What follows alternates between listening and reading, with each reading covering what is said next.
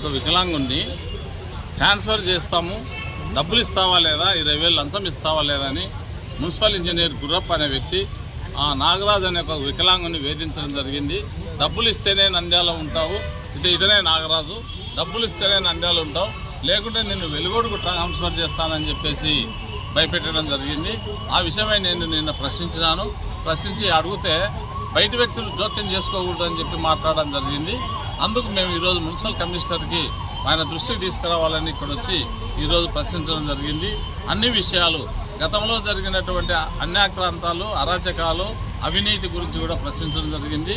అలాగే మరొక దౌలత్ ఖాన్ల కేసులు ఇక్కడ కాకూడదు అని చెప్పి ఒక సీనియర్ జర్నలిస్టు షరీఫ్ గారు ఒక నాన్ అవైలబిలిటీ డెత్ సర్టిఫికేట్ వాళ్ళ గ్రాండ్ మదర్ చనిపోతే అప్లికేషన్ ఇస్తే గత 4 నెలల నుంచి పరిష్కారం చేయకున్నాడు. ఆయన 3 కాల చక్రంతో నడవలేని పరిస్థితి, ఆయనకు మోకాల వరకు కాళ్ళు తీసేసినారు. ఆ వ్యక్తిని తిప్పుకుంటూ ఉన్నారు. ఆ సమస్యను కూడా పరిష్కారం చేయమని చెప్పి మీకు కోరడం జరిగింది.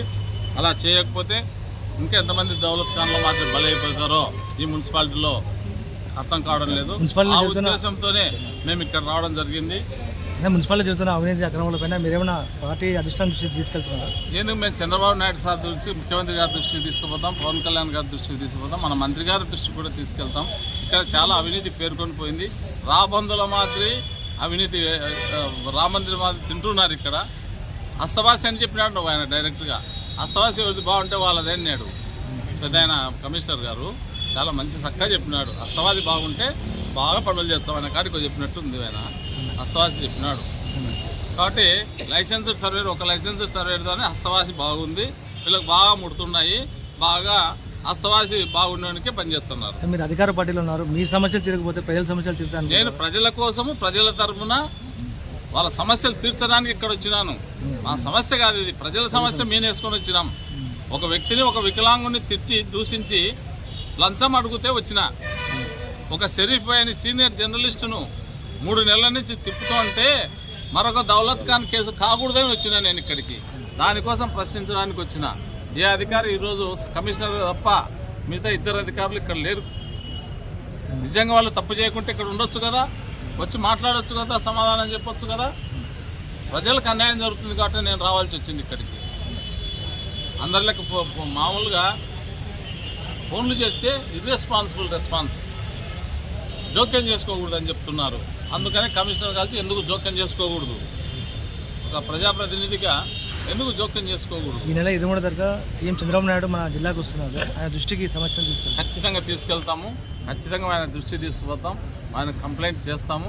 గతంలో ఇక్కడ రికార్డులన్నీ కూడా మాయం జరిగినాయి, కాల్చివేయబడింది. గత 20 సంవత్సరాల నుంచి గతంలో ఉన్నటువంటి ఎమ్మెల్యేల చేతిలోనే ఈ మున్సిపాలిటీ ఉండేది. ఆ రికార్డులన్నీ కాల్చివేయడం జరిగింది. తీర్మానం బుక్కులు, రెజల్యూషన్ బుక్కులన్నీ కూడా మాయం చేయడం జరిగింది. దీనిపైన ఒక సిట్ అధికారిని వేసి, స్పెషల్ ఇన్వెస్టిగేషన్ ఏజెన్సీని వేసి ఈ నంద్యాల మున్సిపాలిటీ మీద చర్యలు తీసుకోమని చెప్పి మేము కోరుతున్నాము. ఇది ఎందుకంటే నంద్యాల మున్సిపాలిటీకి, నంద్యాలకు ఒక గొప్ప చరిత్ర ఉంది. నంద్యాల మున్సిపాలిటీ మొట్టమొదటిసారిగా కాదర్బాద్ నరసింగరావు గారు పరిపాలించినారు, ఆత్మకూరు నాగకృష్ణ గారు పరిపాలించినారు. చాలామంది మహానుభావులు ఇక్కడ పరిపాలించట్టు. ఇటువంటి మున్సిపాలిటీని అస్తవ్యస్తం చేసి, అవినీతిమయం చేసి గబ్బు పట్టించినారు. కాబట్టి ఇది ఒక సక్రమార్గంలో నడవాలనే ఉద్దేశంతోనే, ప్రజలకు మంచి చేయాలనే ఉద్దేశంతోనే మేము ఇక్కడికి వచ్చాము. వాళ్ళని ప్రశ్నించడం జరిగింది. పన్నులు అధికంగా వేయడం, మా ప్రజలు భయప్రాంతం చేసి రూల్స్ విరుద్ధంగా ఉన్నాయి, అది విరుద్ధంగా ఉన్నాయని భయపెట్టి డబ్బులు వసూలు చేయడం, ఇవన్నీ మానుకోవాలని చెప్పి చెప్పడం జరిగింది. బ్లీచింగ్ చేయడం లేదు, ఫాగింగ్, దోమలు ఎక్కువైనాయి, ఇది దోమకాము. దోమలు కూడా బాగా విపరీతంగా ఇళ్ళలోకి వస్తున్నాయి.